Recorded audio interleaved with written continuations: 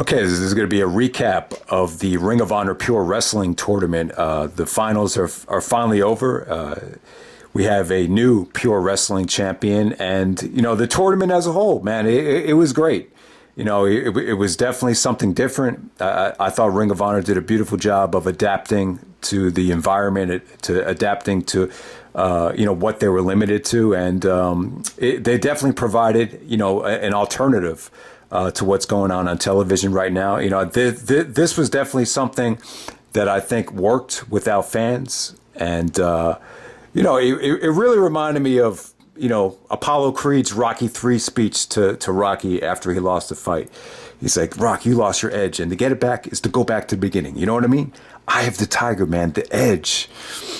And that's what it really reminded me of, Ring of Honor just going back to the beginning to, bring back that, old school, hunger, that edge, that type of feeling to it. And,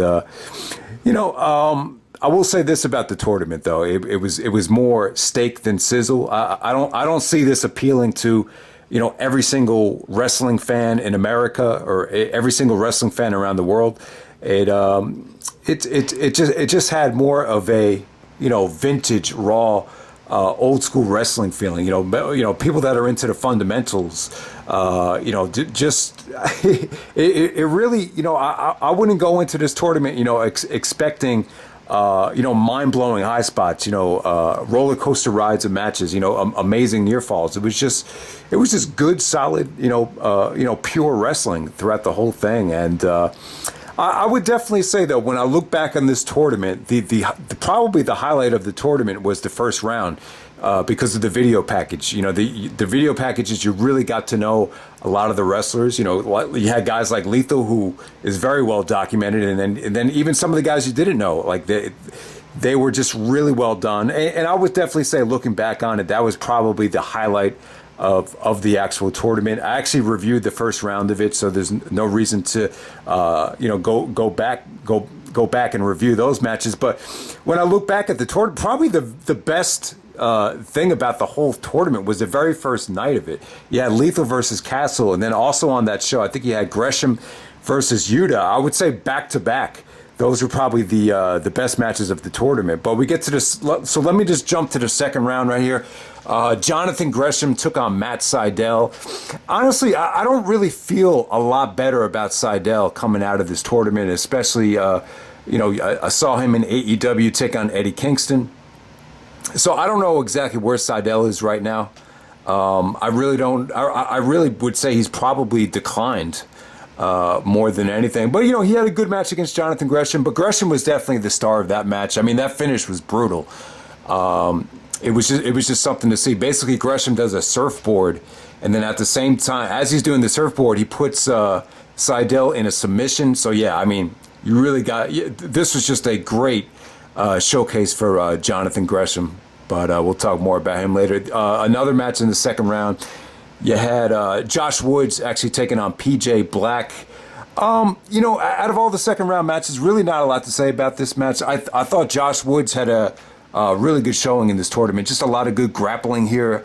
A lot of drama at the end with Woods supplying the ankle lock. But I believe PJ Black said he's not really that comfortable. Or, that's not what I'm trying to say. I'm sure PJ Black, he did say that, he doesn't get a chance to showcase his grappling skills, mat wrestling skills that often, but, he was finally able to show it there. And, he was all right. I think he has a weird look, but Josh Woods goes over there. Probably the least spectacular match of that second round. So now let me talk about Fred Yehi versus Tracy Williams. Excellent match. This was definitely the best match of the second round of the tournament. And out of all the matches, I felt like they really, used the rope breaks to their advantage. I believe by the end of the match, Yehi or Williams, I don't think either man had a rope break. But there was some beautiful rope breaks here. When Tracy Williams went for his patented spike pile driver, Yehi actually used a rope break. I mean. And that was vintage right there. It was just that's really what the pure wrestling championship is all about. Using the rope breaks to really save yourself. And I thought probably that near fall more than any other one really just had great drama. And then Tracy Williams actually goes for a I believe it was like a dragon sleeper, while Yehi was, kind of tangled up on the ropes. But Yehi obviously didn't have a rope break left. He had to tap out while he was, locked in the ropes. I thought that was an awesome finish. So, yeah, Yehi versus Williams, arguably the best match of the, one of the best matches of the tournament, by far the best match in this second round of the tournament. Jay Lethal versus Finlay. Yeah, it was okay. It's tough to remember a lot of these matches. I wasn't going to go back and watch everything again just for the video. Watched this match a couple weeks ago. A pretty generic win for Lethal here. I didn't come away from this match any more impressed with Finlay than I was in the first match, but Finlay had a good showing. This is Fit Finlay's son. He wrestled in New Japan. He's getting a lot more experience. There's definitely a lot of room for him to, kind of tighten up and grow. But, I would say he had a good showing in this tournament. I just wasn't, wowed by the Lethal and Finlay second round match. All right, so the next matchup, we have the semifinals. Jonathan Gresham taking on Josh Woods. Awesome match right here. Great grappling from Josh Woods. He really busted out a lot of gut-wrench suplexes. Gresham just was amazing here. Just, he did a beautiful running knee. Just some beautiful transitions into pinning predicaments from him. Just a really solid match. I think this was the match where he was trying to use the Danielson elbows, and the commentating was good. I really thought Caprice Coleman and the play-by-play guy really did a good job in this match. They actually compared it to Danielson at Unified. But Gresham actually goes over Woods there in a, really solid matchup. Very, not that long, but just very, very satisfying win for Jonathan Gresham over Josh Woods. But look out for Josh Woods, though, man. He really hasn't been wrestling for that long. I think he's only been wrestling since 2015. But I think he definitely has to enhance his look a little bit. He kind of looks like your generic, UFC fighter, but personality wise and wrestling wise, I was very happy with what I saw out of Josh Woods. All right, so the next matchup is Jay Lethal taking on Tracy Williams. Incredible match right here. Just really, really good stuff. Lethal really went to work on Tracy Williams' shoulder. He was in a lot of pain. It almost looked to the point like Tracy was going to just forfeit the match because he was in so much pain. I do remember he was actually like looking at the Pure Championship, just kind of, grasping, what kind of moment this would be if he won the Pure title. So I like that. It really elevated. I like the fact that they're using the actual, old school Pure Wrestling Championship. It's not 20 years old, but, it's from 2004. But yeah, Lethal and Williams. Awesome gut check from Williams. I remember the comeback that he had in this match was incredible. A lot of people wanted to see Lethal and Gresham in the finals. Some people didn't. But, Tracy Williams, probably the most dramatic comeback of the tournament was Tracy Williams going up against Jay Lethal right there. So, another great semifinal match. That probably hit the 4-star level. And then we have the finals. We have Tracy Williams taking on Jonathan Gresham. So, Tracy was definitely, Tracy, he's a contracted Ring of Honor wrestler. I believe he just signed a contract with ROH. And you guys remember he was in Evolve. He was part of the Catch Point stable. So overall, there's just, obviously Ring of Honor has a lot of bright plans for him, considering the fact that they really protected him here. And his shoulder was basically in the sling here, so you saw a lot of selling from him. Just really, really selling the shoulder throughout the whole match. But I'll tell you, man, Gresham was awesome. There was a beautiful sequence where he goes for an insecurity right to the injured shoulder, then hits him with the German. Williams kicks out of it. I think Gresham used all of his rope breaks here, but still, Gresham actually put Tracy Williams into a, I don't remember what it was, that octopus stretch where he basically takes him down. He's stretching out the shoulder, and then at the same time he's stretching out the shoulder, but at the same time he's got his leg wrapped around his neck, And, it's just that one of those submissions where you could, now you finally know why they call Jonathan Gresham the octopus. He could come at you with submissions from his legs and his arms at the same time. Just like that submission on Matt Seidel, the surfboard into the Dragon Sleeper. That was a brutal submission. But yeah, Gresham makes Tracy Williams tap out. Jay Lethal comes out with the tag title and the new pure title. And yeah, man,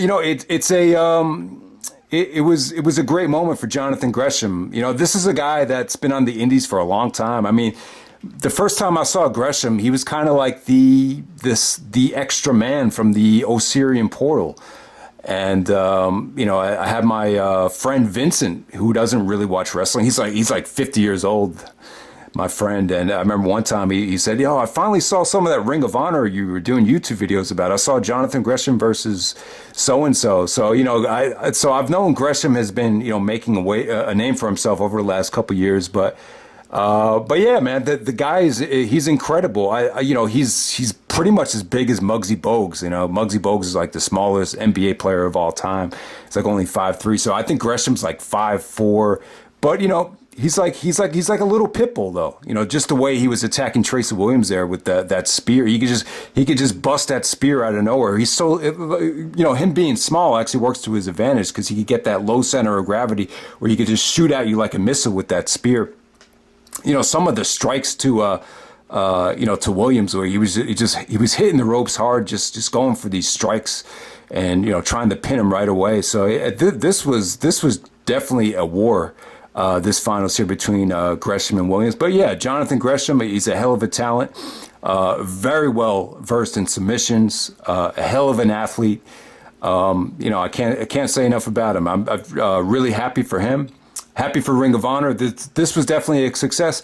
I don't think any of these matches, reached the 4+ star level, like 4.5 stars or anything like that.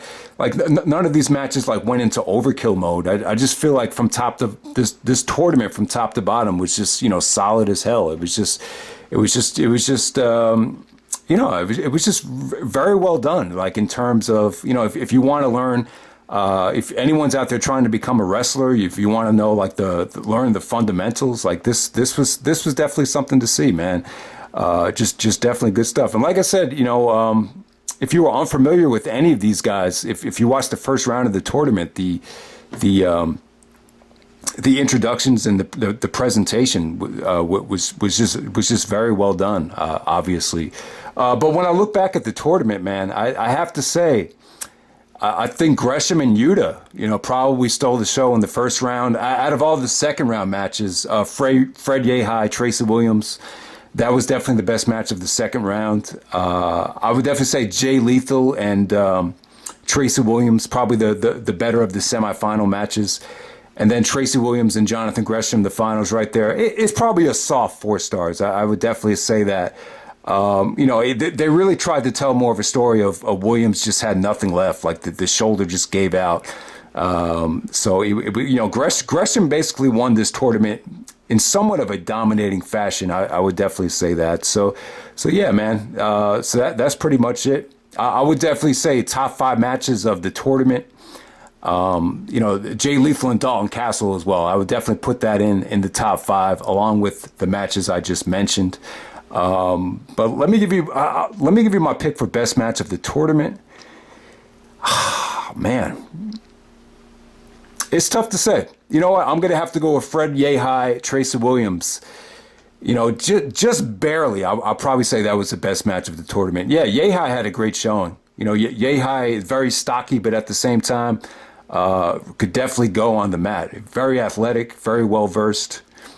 I mean, I just thought Fred Yehi had a great showing as well. So, yeah, man, there's a lot to like here, man. So if you haven't watched the Pure Wrestling tournament, definitely check it out.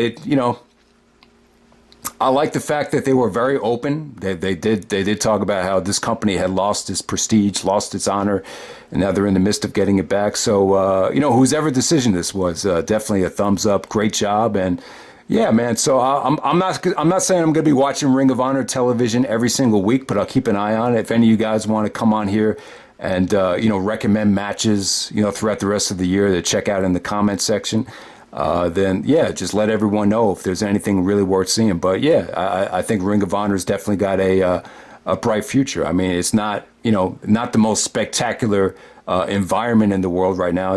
Obviously, everybody's going through a tough time, a transitional time, but yeah, man, this was this was just a nice, pleasant surprise. So I hope you guys enjoyed the video, and I'm out. All right.